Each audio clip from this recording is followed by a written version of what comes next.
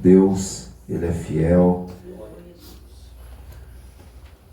O nosso Deus é poderoso, igreja. Aleluia, é verdade. Ele tem o controle de tudo.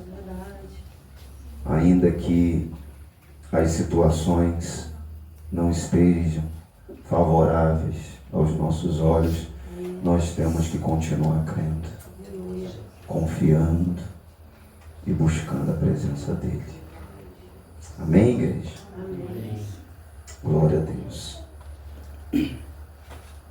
Abra sua Bíblia comigo em Êxodo.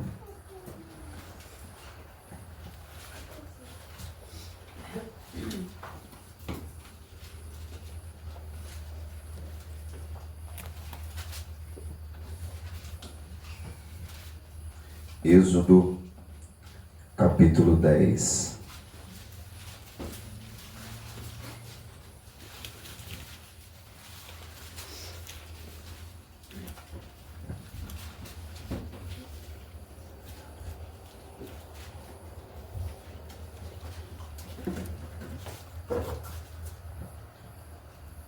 Amém, igreja? Amém. Êxodo capítulo 10, versículo 2, apenas o versículo 2. Vamos ler a palavra do Senhor. Êxodo 10, 2. Hoje eu vou estar lendo na versão NVI, tá? Diz assim: para que você possa contar a seus filhos e netos como zombei dos egípcios e como realizei meus milagres entre eles. Assim vocês saberão que eu sou o Senhor. Senhor nosso Deus e Pai, nós te louvamos, Senhor, pela tua palavra, Pai, que é fiel, que é verdadeira, Senhor, que é real, e é ela que nos transforma, Senhor. É a tua palavra que nos molda, é a tua palavra que nos liberta, é a tua palavra, Senhor, que nos transforma de dentro para fora. Senhor, em nome de Jesus, Senhor Espírito Santo, eu peço ao Senhor agora que o Senhor derrame da tua glória, Senhor, sobre esse lugar, Pai. Deus, do teu poder agora, Senhor, e que haja libertação no nosso meio. Que haja, Pai, em nome de Jesus, a manifestação da tua glória. E se porventura alguém no nosso meio, Senhor, está enfermo, meu Pai, está aprisionado espiritualmente, agora, no nome do Senhor e Salvador Jesus Cristo, eu dou uma ordem. Na autoridade que há no nome de Jesus, que todo acorrentamento espiritual, que todo bloqueio espiritual, que tudo aquilo que tem impedido essa pessoa de ter um encontro real e verdadeiro com o Senhor, Senhor Jesus Cristo, agora, que essa pessoa seja liberta agora, que as correntes, que os tampões dos ouvidos possam ser arrancados, na autoridade que há no nome do Senhor e Salvador Jesus Cristo. Amém. E graças a Deus. Amém. Pode sentar. O texto proposto aqui em Êxodo capítulo 10, versículo 2, que vai falar para que você possa contar a seus filhos e netos como zombei dos egípcios e como realizei meus milagres entre eles. Assim vocês saberão que eu sou o Senhor. Hoje nós vamos falar um pouco, irmãos. Foi-me dado esse privilégio, essa honra, né? Deus me agraciou mais uma vez de estarmos aqui sendo o porta-voz dele. Glória a Deus por isso. E eu louvo ao Senhor por essa oportunidade, porque isso é um privilégio, irmãos. Falar da palavra do Senhor, falar do amor, do direcionamento, falar de posicionamento. Isso é uma honra. tá? De Deus para conosco. E hoje nós vamos falar sobre qual legado você tem deixado para a sua família. Qual legado você tem deixado para a sua família? Para que possamos entender aonde Deus irá nos levar nessa noite. Primeiro, significado de legado, para que você entenda o título dessa mensagem. Legado, qual o significado, pastor? Algo que é transmitido de uma geração para outra e que tem um impacto duradouro. Vou repetir.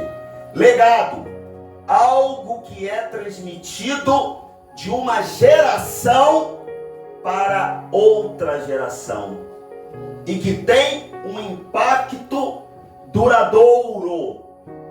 Então, o que você tem transmitido para a sua geração que está vindo após você? Ou seja, para os seus filhos. Qual o legado que você está deixando para os seus filhos? No meu caso, que já sou avô, qual o legado que eu estou deixando para o meu neto? Qual o legado? Qual o legado? Qual o impacto que tem na vida deles? Será que os seus filhos podem olhar para você e falar assim: nossa, o meu pai e a minha mãe estão deixando um legado para mim? Um legado de não abandonar o Senhor. Um legado de não virar as costas para Deus. Um legado de não desistir. Um legado de não retroceder. Um legado de não recuar. Porque eu vejo minha mãe, eu vejo meu pai orando. Eu vejo a minha mãe, eu vejo meu pai lendo a palavra. Eu vejo a minha mãe, eu vejo meu pai tendo sabedoria nas decisões que eles vão tomar. Qual o tipo de legado que nós estamos deixando? Aqui observe bem que no texto vai falar para que você possa contar a seus filhos, e netos, como zombei dos egípcios e como realizei meus milagres entre eles. Olha só, ei, Deus está falando, conta para eles o que foi que eu fiz. É Deus, aleluia. Conta para eles como eu agi em favor de vocês. Qual o tipo de legado que a gente está deixando? Será que é o legado de uma mulher de Deus? De um homem de Deus? Será que se eu descesse agora aqui do altar e perguntasse para os filhos, e aí, com sinceridade, qual o legado que seu pai está deixando, minha filha? Qual o legado que sua mãe está deixando? Você já sentou com o seu filho e com a sua filha e já perguntou? Vem cá, o que eu represento para você?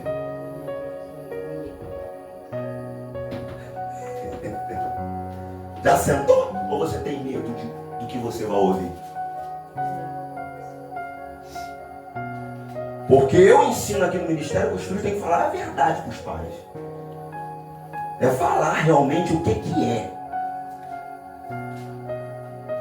Já sentou com eles para conversar e falar: vem cá, meu filho, minha filha, qual o legado? Olha, você olha para mim e você vê o quê? O que eu represento para você?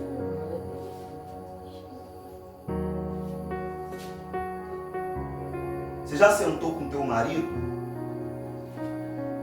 e já perguntou para ele? Você, marido, já sentou com a sua esposa e já perguntou? Porque eu pergunto para minha esposa: qual é o legado que eu estou deixando para você? Você olha para mim e você vê o que em mim? Você aprende comigo, você não aprende? O que eu estou deixando para você? Ela está aqui sentada. Eu eu pergunto isso para ela. Eu falo a verdade. Apesar de não precisar de falar isso com ela, porque ela fala assim mesmo.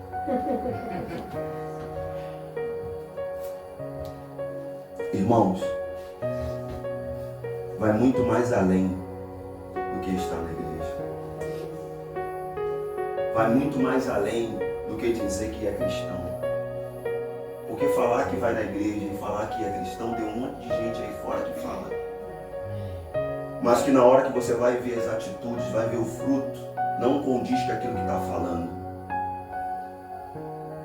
A Bíblia, ela vai dizer que Judas era o quê? Era um discípulo. Sim ou não, igreja? Sim. E no final você já sabe o que ele fez, né? Então aqui, a palavra de Deus, ela fala com clareza. Quando nós paramos para analisar o capítulo 12, em Êxodo mesmo, capítulo 12, versículo 21, acompanha comigo, por gentileza. Olha o que diz a palavra do Senhor, a partir do versículo 21 em diante. Então Moisés convocou todas as autoridades de Israel e lhes disse: escolham um cordeiro ou um cabrito para cada família. Sacrifiquem-no para celebrar a Páscoa. Molhem um feixe de ísopo no sangue que estiver na bacia e passem o sangue na viga superior e nas laterais das portas. Nenhum de vocês poderá sair de casa até o amanhecer. 23. Quando o Senhor passar pela terra para matar os egípcios, verá o sangue na viga superior e nas laterais da porta, e passará sobre aquela porta, e não permitirá que o destruidor entre na casa de vocês para matá-los. 24. Obedeçam a essas instruções como decreto perpétuo para vocês e para os seus descendentes. Quando entrarem na terra que o Senhor prometeu dar a vocês, celebrem essa cerimônia. Versículo 26 agora. Quando os seus filhos perguntarem o que significa esta cerimônia, respondam-lhes: é o sacrifício da Páscoa ao Senhor, que passou sobre as casas dos israelitas no Egito e poupou nossas casas quando matou os egípcios. Então o povo curvou-se em adoração. 28. Depois os israelitas se retiraram e fizeram conforme o Senhor tinha ordenado a Moisés e a Arão. 29. Então à meia-noite o Senhor matou todos os primogênitos do Egito, desde o filho mais velho do faraó, herdeiro do trono, até o filho mais velho do prisioneiro que estava no calabouço, e também todas as primeiras crias do gado. No meio da noite, o faraó, todos os seus conselheiros e todos os egípcios se levantaram, e houve grande pranto no Egito, pois não havia casa que não tivesse o que, igreja? Um morto. Entenda aqui, eu quero dar ênfase para o versículo 26. Quando os seus filhos perguntarem o que significa esta cerimônia, respondam-lhes: é o sacrifício da Páscoa ao Senhor, que passou sobre as casas dos israelitas no Egito e poupou nossas casas quando matou os egípcios. Então o povo curvou-se em adoração. Entenda bem, compreenda bem que aqui o Senhor está falando que o quê? Que os pais devem o quê? Ensinar aos filhos. Porque quando o filho ele te pergunta, ele espera que você o quê? Responda. Ele espera que você o explique. Agora, esse culto ao nosso Deus, né, na direção de uma família, hoje é voltado para a família. É triste ter que falar isso, irmãos, mas é verdade. Quantas são as famílias, os pais, que não têm tido base nem para eles, que dirá para ensinar para os filhos. Mas por quê? Porque as prioridades deles não são a palavra. Não são aprender a palavra. Não é a oração. Não é a comunhão com Deus. Não é ter o encontro real e verdadeiro com o Senhor. Não é o ensinamento bíblico. Não é. Não é. Não se tem um acompanhamento materno. Não se tem um acompanhamento paterno. Não se tem.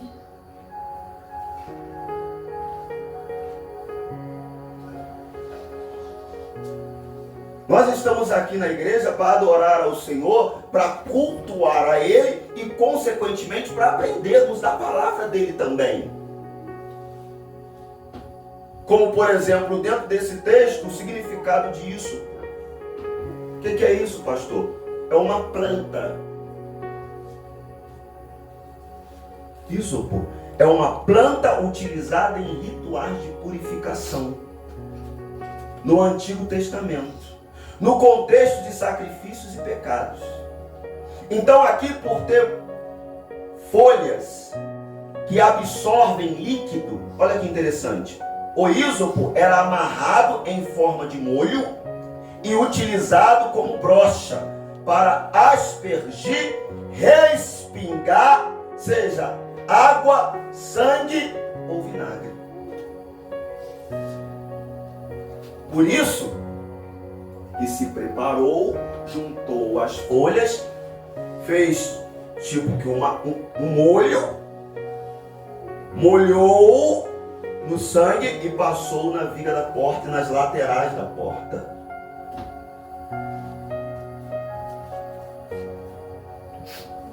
Ensinamento. Presta atenção aqui no pastor. É importante contar aos nossos filhos sobre a obra de Deus em nossas vidas. Tem pais que não têm diálogo com os filhos. Qual a obra que Deus está fazendo na sua vida? Você senta com seus filhos para conversar? Ou você larga eles aos seus próprios pensamentos? É importante sim conversar, estabelecer um diálogo, contar as maravilhas que Deus está fazendo contigo, contar as experiências que você tem tido com o Senhor.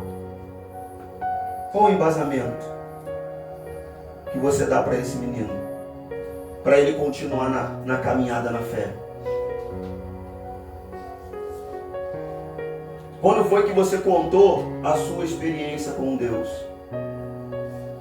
É importante nós contarmos as nossas experiências com o Senhor e ajudá-los a ver o que Deus está fazendo agora mesmo em nossas vidas. O que Deus está fazendo na sua vida? O ensinamento que você tem que deixar para os seus filhos é quem você é em Deus. Deixa eu falar uma coisa para você. Isso eu posso falar do meu pai. Isso eu posso falar dele. Meu pai se separou da minha mãe, eu era pequeno. Mas depois, quando eu tomei maioridade, eu procurei o meu pai. E nesse período, o meu pai já conhecia o Senhor. Aí ele me explicou tudo o que aconteceu com ele.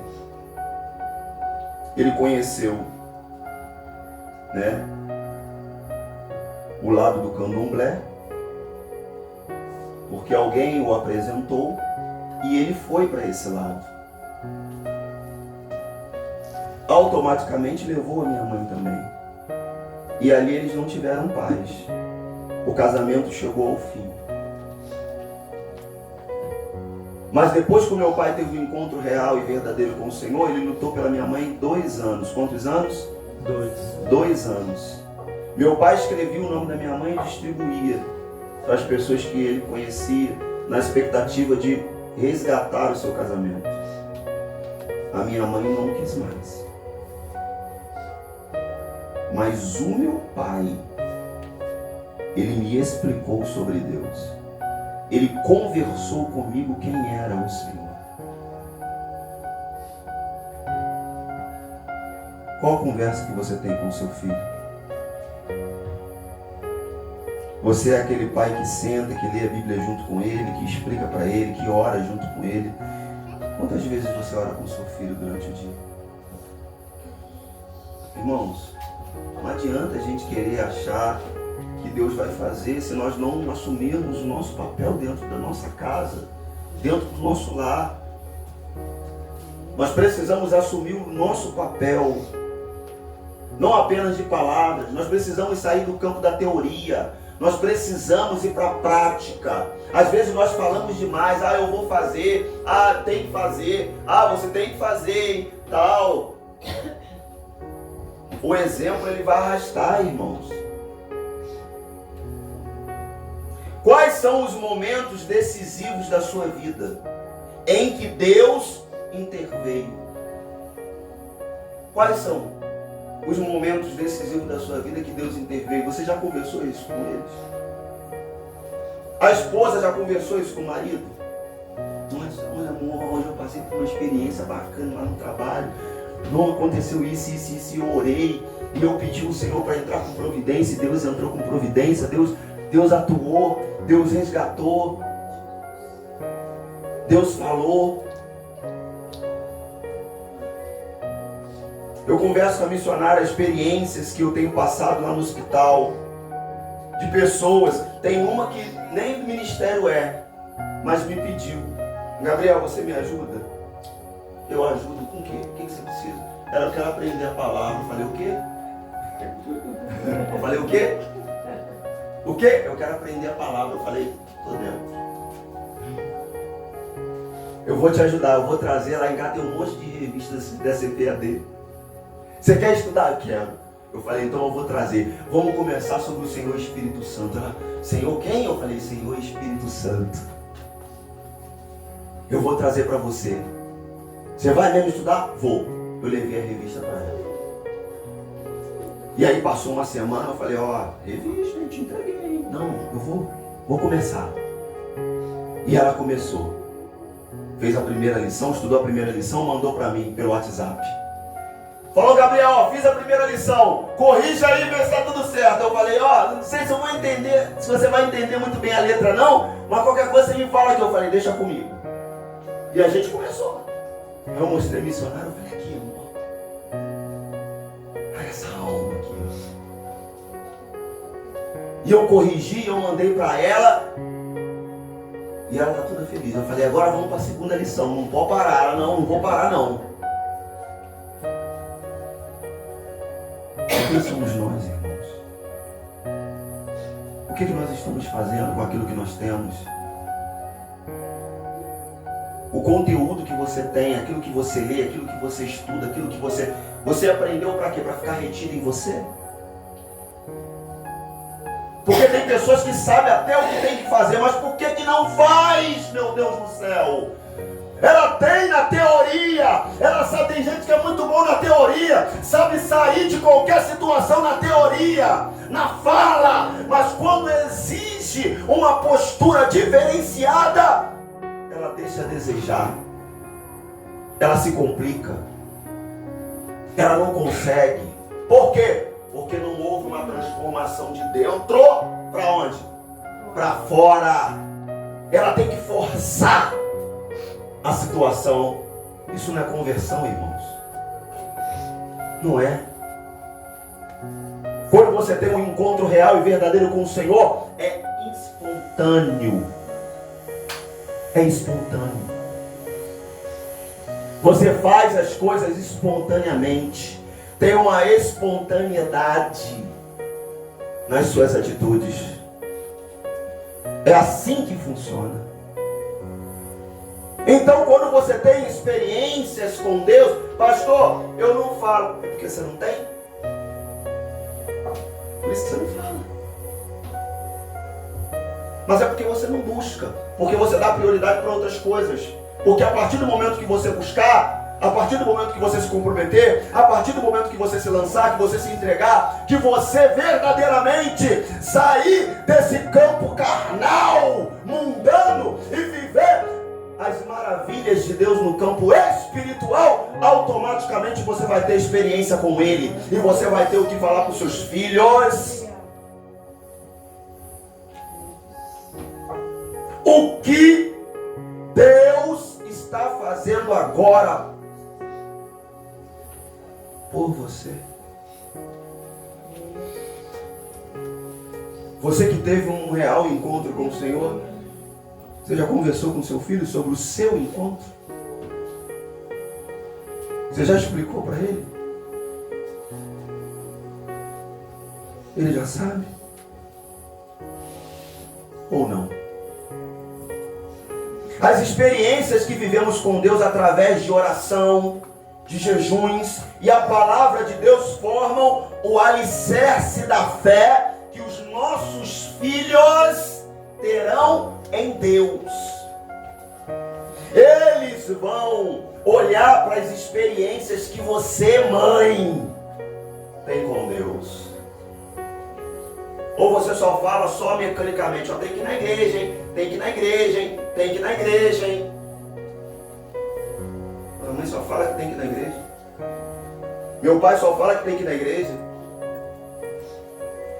Tem que ir na igreja por quê, pai? Tem que ir na igreja por quê, mãe? Você já sentou com ele, já conversou? Meu filho, minha filha, por que eu quero que você vá tanto na igreja? Porque eu tive um encontro com ele. Eu tive uma experiência com ele. E essa transformação que aconteceu na minha vida, eu quero que aconteça com você também. Esse encontro que eu tive real e verdadeiro, essa mudança dentro de mim, essa paz interior que eu sinto, eu quero que você sinta também. Esse discernimento na hora da decisão, de não fazer as coisas de qualquer maneira, eu quero que você tenha na sua jornada também. Então as experiências que vivemos com Deus através da oração, jejum e palavra de Deus formam um alicerce. Qual o tipo de alicerce que tem na sua casa? A sua casa está alicerçada em Deus? Existe um alicerce na sua casa? A casa está firmada mesmo? Pode mandar o temporal? Pode vir as lutas, pode vir as dificuldades, pode vir as provações, as perseguições, as batalhas, os contratempos, os imprevistos. Essa casa vai permanecer de pé ou ela vai ser abalada? Ou ela vai desmoronar? Ou ela vai cair? Êxodo capítulo 13, versículo 8. Olha o que diz a palavra do nosso Deus. 13:8. Nesse dia cada um dirá a seu filho: assim faço pelo que o Senhor fez por mim quando saí do Egito. Sabe o que esse versículo aqui demonstra? Gratidão a Deus. Você é grato a Deus por tudo aquilo que Deus fez, tirando você do Egito. Que Egito? O Egito representa a vida velha que você vivia, a vida de escuridão, a vida de sofrimento, a vida de amargura, a vida de escravidão espiritual que você vivia no pecado, vivia preso nas garras do diabo. Talvez você era uma pessoa que vivia emaranhado na cachaça, na bebida, na esbórnia. E Deus te arrancou de lá. Deus te tirou daquela vida de escravidão. Talvez você era um caloteiro.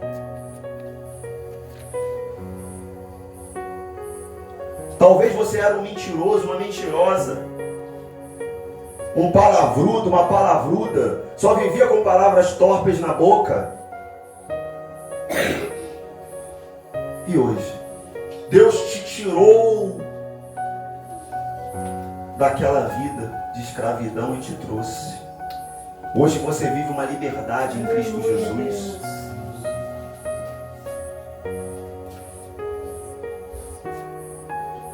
Mas você não é grato, por isso que você não fala. Porque esse versículo representa a gratidão. 13, 14. Êxodo 13, versículo 14. Olha o que diz. No futuro, quando seus filhos perguntarem, que significa isto? Digam-lhes, com mão poderosa, o Senhor nos tirou do Egito, da terra do quê? Da escravidão. Com mão poderosa. Sabe o que esse versículo representa? Experiência pessoal com Deus. Ó, relacionamento pessoal com o Senhor. Por que nós não ensinamos dentro da nossa casa? Porque nem nós não tivemos essa experiência. Como que nós podemos ensinar uma coisa que nem nós tivemos? Irmão, nós precisamos buscar. Nós precisamos nos lançar, nós precisamos nos comprometer, nós precisamos sair do raso. Nós conversávamos mais cedo na EBD, falando sobre os sinais, sobre os prodígios, sobre os milagres. Por que não tem acontecido mais milagre na igreja? Porque as pessoas não têm buscado, as pessoas não têm se lançado, as pessoas não têm vivido um comprometimento com o Senhor. A Bíblia diz que Deus está à procura de quê? De verdadeiros adoradores. Nós tivemos também essa lição. E nós aprendemos que não é nas 2 horas de culto ao domingo que significa adorar a Deus, não. É no cotidiano, é a minha conduta fora da igreja. Essa é a verdadeira adoração. Não é o que eu faço na igreja em 2 horas de culto, não. É a minha conduta lá fora, é como eu procedo lá fora, é como eu lido com as situações lá fora, qual o tipo de conduta que eu tenho tido lá fora. Diante do mundo, eu sou aquela pessoa que aproxima as pessoas de Deus ou afasto elas. E esse Deus aí, que essa mulher serve, eu quero a distância. Esse Deus aí que esse homem serve, eu quero a distância. Qual o tipo de conduta? Essa é a verdadeira adoração a Deus.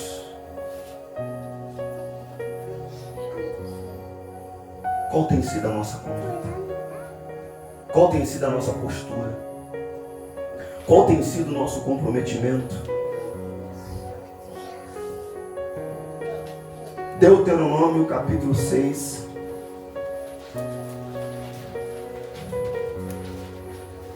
Irmãos. Capítulo 6, versículo 6.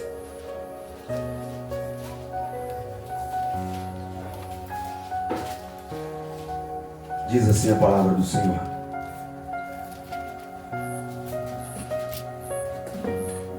Vamos ler a partir do versículo 4 para dar entendimento. 6:4. Ouça, ó Israel, o Senhor, o nosso Deus, é o único Senhor. Ame o Senhor, o seu Deus, de todo o seu coração, de toda a sua alma e de todas as suas forças. Que todas essas palavras que hoje lhe ordeno estejam em seu coração. Ensine-as com persistência a seus filhos. Converse sobre elas quando estiver sentado em casa, quando estiver andando pelo caminho, quando se deitar e quando se levantar. Ei, sabe qual é o significado de persistência? Aqui a Bíblia está falando para você ensinar com o quê? Com persistência. Pastor, o significado de persistência: duradouro, sem interrupção, que tem metas. Celebrar as conquistas, mesmo que pequenas, e que não desiste. Isso é o significado de persistência. E a Bíblia está falando para nós ensinarmos aos nossos filhos. Está falando para você, marido, ensinar a sua esposa quem é Deus, o que Deus é capaz. Ensinar aos filhos A esposa ensinar para os filhos, conversar com o marido, estabelecer um diálogo dentro de casa, conversar sobre a palavra de Deus.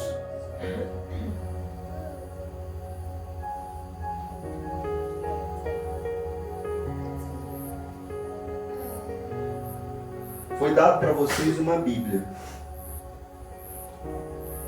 365 dias. O propósito dessa Bíblia é você ler a Bíblia junto com a sua esposa. Eu não vou nem perguntar.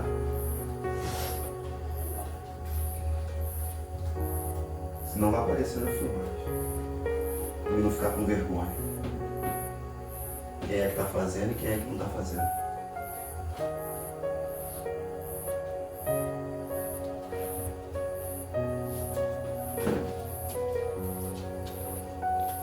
Qual foi a expectativa que eu tive dentro do meu coração? Qual foi? Sabe qual foi? Criar unicidade entre as famílias. Aí você pega uma família grandona assim, igual a do Futuro Diácono Restaurar, vem, moleza. Todo mundo de Bíblia aberta aí. Vamos lá, vamos matar isso aqui, ó, 2 tempos. Cada um vai ler a sua parte. No final você ora hoje. Acabou. Glória a Deus, é isso aí. 10 minutos terminou. Todo mundo junto em família, cada um com a sua Bíblia lendo.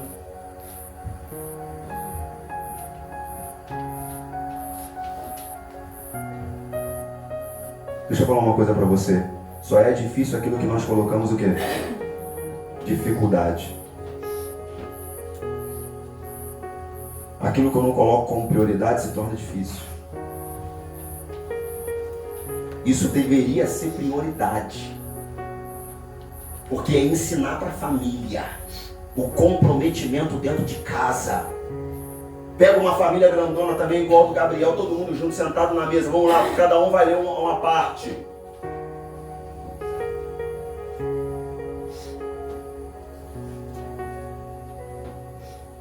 Eu e a missionária passa apertado.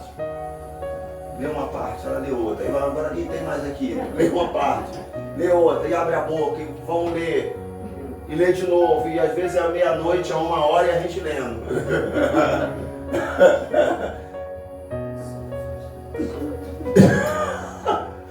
E vamos embora, minha filha. Pessoal, a vida, presta atenção aqui, ó. A vida consistente em Deus provoca as mais profundas impressões nos filhos. Você quer marcar o seu filho? Você quer marcar a sua filha? Marido, você quer marcar a sua esposa? Esposa, você quer marcar o seu marido? Vai para a comunhão com Deus. Vai para o campo espiritual. Vai para a oração, vai para a leitura da palavra. Agarra com Deus. Marca ele, marca ela. Luta. Essa vida consistente em Deus, ela estabelece um padrão que nos ajuda a viver a palavra de Deus em nossa vida dia a dia. Porque o que a palavra te faz? Ela vai te modelando. Ela vai te aperfeiçoando.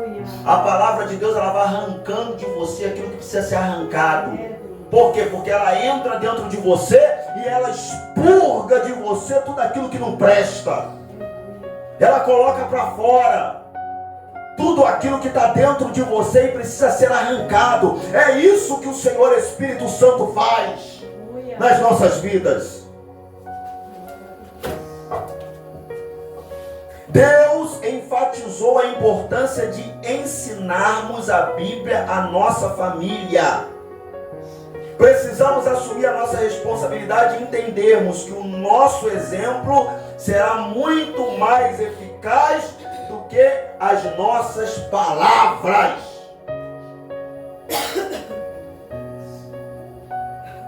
Não é você falando, é você o quê? Fazendo. Não é vai orar, é vamos orar. Vamos orar? Família, vamos orar pelo menos uma vez. Vamos orar, família? Não é vai ler a Bíblia, é vamos ler a Bíblia. Família, vamos ler a Bíblia.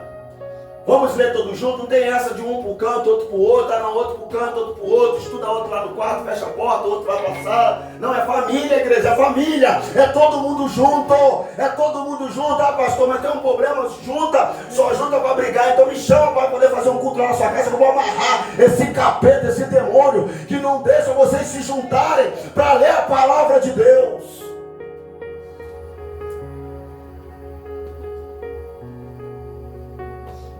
Porque a família,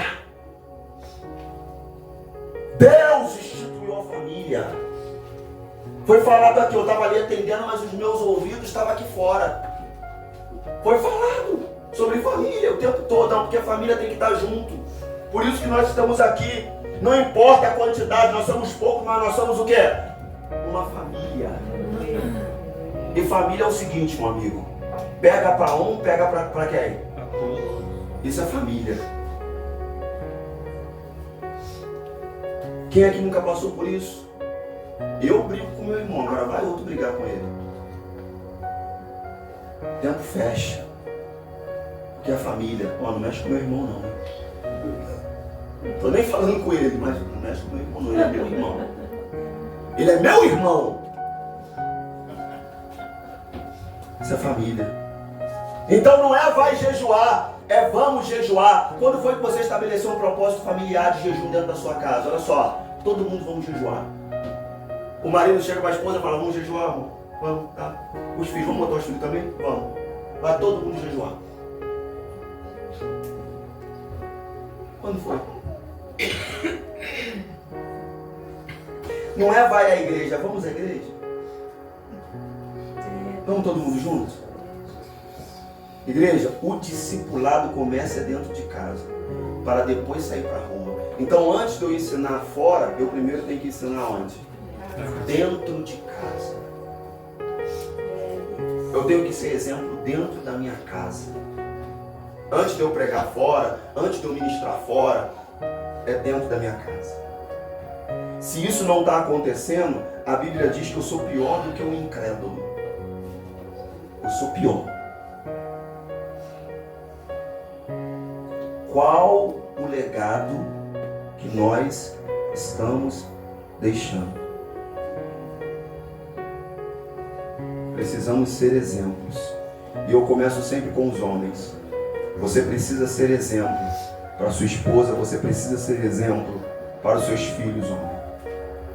Você é o sacerdote, a responsabilidade está sobre os seus ombros.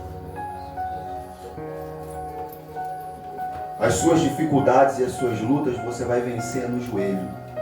É orando, é buscando em Deus.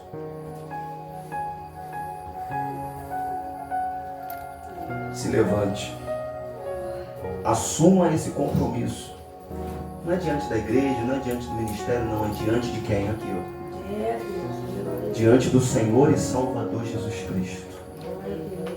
A igreja de pé. Vamos orar.